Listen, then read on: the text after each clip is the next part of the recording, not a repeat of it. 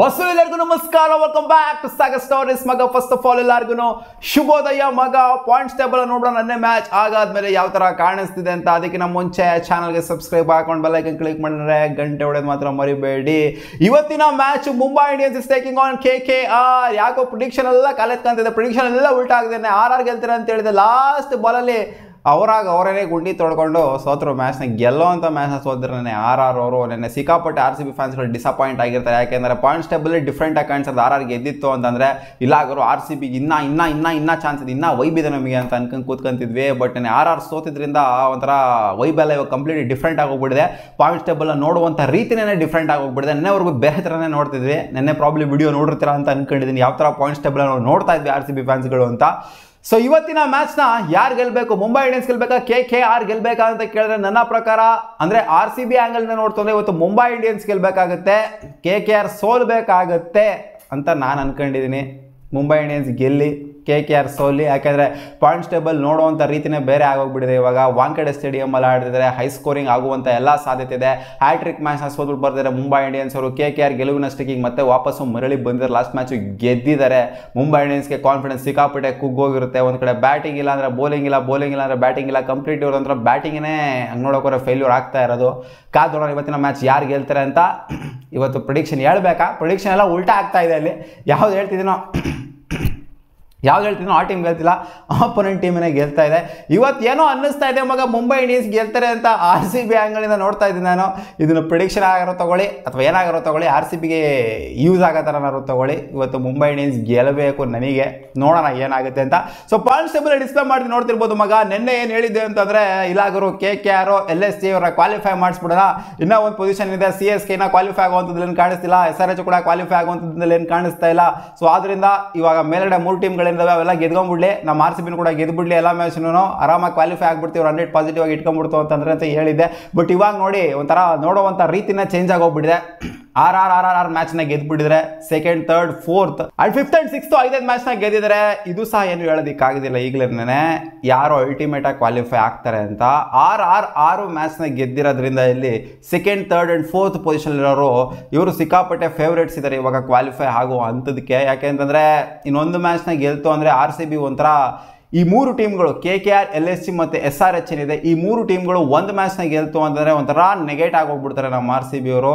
ಒಂದೊಂದು ಮ್ಯಾಚ್ನ ಗೆದ್ರೆ ಸಾಕು. ಯಾಕೆಂದರೆ ಅವ್ರ ರನ್ ರೇಟ್ ಆಲ್ರೆಡಿ ಬೆಟರ್ ಆಗಿದೆ. KKR ರನ್ ರೇಟ್ ಅಂತೂ ಕೇಳಂಗೇನಿಲ್ಲ, ಸಿಕ್ಕಾಪಟ್ಟೆ ಬೆಟರ್ ಆಗಿದೆ. KKR ಇಲ್ಲಿಂದ ಎಲ್ಲ ಮ್ಯಾಚ್ನ ಸೋಲ್ಬೇಕು ಅಂತ ಅನ್ಕೊಂತೀವಲ್ಲ, ಅದಕ್ಕಿಂತ ಒಂದು ದೊಡ್ಡ ಮುಟ್ಟಾಳ್ತಾನೆ ಇನ್ನೂ ಒಂದು ಇರೋದಿಲ್ಲ ಅಂತ ನನಗೆ ಹೇಳ್ತೀರಾ ಗೊತ್ತು ಕಾಮೆಂಟ್ ಸೆಕ್ಷನ್. ಇವತ್ತು ಏನು ಗುರು KKR ಗೆಲ್ಲಿ ಸುಮ್ಮನೆ ಇರೋ ಗುರು, KKR ಪಾಪ ಎಲ್ಲ ಮ್ಯಾಚ್ನ ಗೆದ್ಬಿಟ್ಟು ಚೆನ್ನಾಗಿ ಆಡಲಿ, ಮುಂಬೈ ಇಂಡಿಯನ್ಸ್ ಏನಿಗೆ ಗೆಲ್ಲಬೇಕು ಅಂತ ಹೇಳ್ತೀರಾ. ಇಲ್ಲಿ ಏನೋ ಒಂದು ಸ್ವಲ್ಪ RCBಗೆ ಒಂದು ಸ್ವಲ್ಪ ಖುಷಿ ಆಗುತ್ತೆ ಇವತ್ತು ಮುಂಬೈ ಇಂಡಿಯನ್ಸ್ ಗೆಲ್ತು ಅಂದರೆ.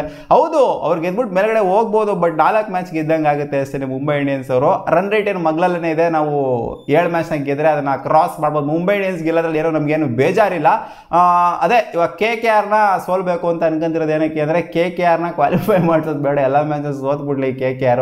ಎಲ್ಲ ಮ್ಯಾಚ್ನೂ ಅಲ್ಲ ಅಂತ ಅಂದ್ರೂ ಕೂಡ 7 ಮ್ಯಾಚ್ ಆಗಲಿ, ಮ್ಯಾಕ್ಸಿಮಮ್ 7 ಮ್ಯಾಚ್ಗಳ ಜಾಸ್ತಿ ಕ್ರಾಸ್ ಆಗೋದು ಬೇಡ ಅಂತ ಅನ್ಕೊಂತಿದ್ದೀವಿ.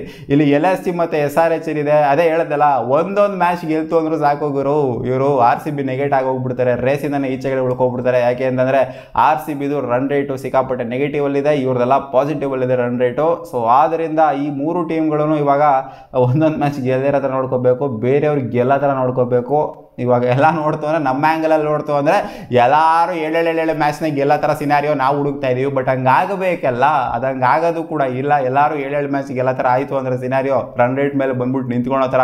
ಬಟ್ ಇವತ್ತು ಮುಂಬೈ ಇಂಡಿಯನ್ಸ್ ಗೆಲ್ತು ಅಂದರೆ ಒಂದು ಸ್ವಲ್ಪ ಟೈಟ್ ಆಗುತ್ತೆ ಪಾಯಿಂಟ್ಸ್ ಟೇಬಲ್. ಇಲ್ಲ ಗುರು ಇನ್ನೂ ಜೀವಂತವಾಗಿದೆ, ಬಾಟಮಲ್ಲಿರೋ ಕೂಡ ಇನ್ನೂ ಜೀವಂತವಾಗಿದ್ದಾರೆ, ಮೇಲ್ಗಡೆ ಇರೋರ ಮೇಲೆ ಕಾಂಪೀಟ್ ಮಾಡ್ತಾ ಇದ್ದಾರೆ ಅನ್ನೋ ಥರ ಇರುತ್ತೆ. ಒಂದು ವೇಳೆ ಮುಂಬೈ ಸೋತೋಯ್ತು ಅಂತಂದರೆ ಕ್ಲಿಯರ್ ಕಟ್ ಪಿಕ್ಚರ್ ಇಮೇಜ್ ಸಿಕ್ಬಿಡುತ್ತೆ. ಅಲ್ಲಿ KKR ಅವರು ಕ್ವಾಲಿಫೈ ಆಗೋ ಹಂತದಲ್ಲಿ ಒಂದು ಹೆಜ್ಜೆ ಇಟ್ಟಿದ್ದಾರೆ, ಇನ್ನೊಂದು ಹೆಜ್ಜೆ ಇಡಬೇಕು ಅಷ್ಟೇ ಬಾಕಿ ಇರೋದು ಅನ್ನೋ ಥರ ಆಗೋಗ್ಬಿಡುತ್ತೆ. ಆಲ್ರೆಡಿ ರಾಜಸ್ಥಾನ್ ರಾಯಲ್ಸ್ ಒಂಥರ ಸೋತಿರ್ಬೋದು ಲಾಸ್ಟ್ ಮ್ಯಾಚ್, ಆದರೂ ಒಂದು ರೇಂಜಿಗೆ ಪಕ್ಕಾ ಫಿಕ್ಸ್ ಆಗಿದ್ದಾರೆ.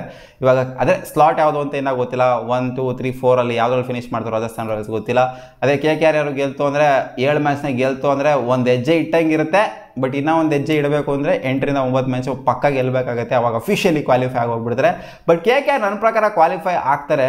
ಬಟ್ ಆದರೂ ಕೂಡ ಇವತ್ತಿನ ಮ್ಯಾಚ್ನ ಸೋಲ್ಲಿ ಸ್ವಲ್ಪ ಪಾಯಿಂಟ್ಸ್ ಟೇಬಲ್ ಇನ್ನೊಂದು ಸ್ವಲ್ಪ ಜೀವಂತವಾಗಿರಲಿ, RCB ಫ್ಯಾನ್ಸ್ಗಳು ಇನ್ನೊಂದು ಸ್ವಲ್ಪ ದಿನ ಉಸಿರಾಡಲಿ ಅಂತ ಕೇಳ್ಕೊಂತಿದ್ದೀನಿ. KKR ಇವತ್ತೆಲ್ಲರೂ ಗೆದ್ಬಿಡ್ತಾರೆ, ಒಂದು ರೇಂಜಿಗೆ ಕ್ಲಿಯರ್ ಕ್ಲಿಯರ್ ಕಟ್ ಪಿಕ್ಚರ್ ಸಿಗ್ಬಿಡುತ್ತೆ ಅಲ್ಲಿ. ಇಲ್ಲಾಗರು 2 ಸ್ಥಾನ ಇದೊಂದು ಥರ ಫಿಟ್ ಆಗಿ ಹೋಗ್ಬಿಡ್ತು.